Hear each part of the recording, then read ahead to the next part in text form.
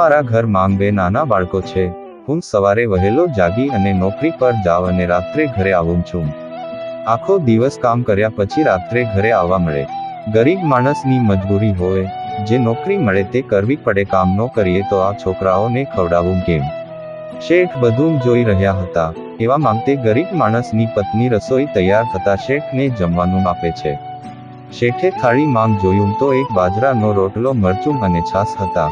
શેઠે શાંતિથી જામી લીધું. ત્યારબાદ તે વ્યક્તિ તેના પરિવાર સાથે જમવા બેઠો. તેના નાના બાળકો પણ છાશ અને રોટલો ખાઈ રહ્યા હતા. જે જોઈને શેઠને વિચાર આવ્યો કે મદદ કરવા માટે આ જગ્યા બિલકુલ યોગ્ય છે. બધાએ જમી લીધું એટલે શેઠે તે ગરીબ માણસને પૂછ્યું કે તમે નોકરી કરો છો, તેમાં તમારે શેનું કામ કરવાનું હોય છે? ત્યારે ગરીબ માણસે કહ્યું કે હું કરિયાણાની દુકાનમાં નોકરી કરું છું. ત્યાં આવતા ગ્રાહકોને જોઈતો માલ વજન કરી અને પેકિંગ કરીને આપવાનો. ત્યારબાદ હિસાબ મુજબ રૂપિયા લઈને અમારા શેઠને આપવાના.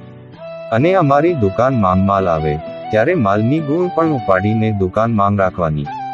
થોડી વાર પછી શેઠે પોતાની પાસે કંતાનના થેલા માંગથી રૂપિયાના બંડલ કાઢીને તે ગરીબ માણસને આપ્યા અને કહ્યું કે હું કોઈ ભિક્ષુક નથી, હું આ ગામનો શેઠ છું અને મારે સાચા જરૂરિયાતવાળા ગરીબ લોકોને મદદ કરવી હતી, એટલે મેં આ ભિક્ષુકનો વેશ ધારણ કર્યો છે.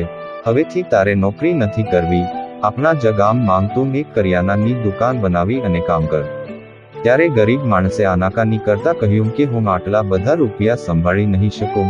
દુકાન તમે કરો અને હું તે દુકાન ચલાવી દઈશ. ત્યારે શેઠને પૂરેપૂરો વિશ્વાસ બેસી ગયો કે હું યોગ્ય જગ્યાએ જ મદદ કરી રહ્યો છું.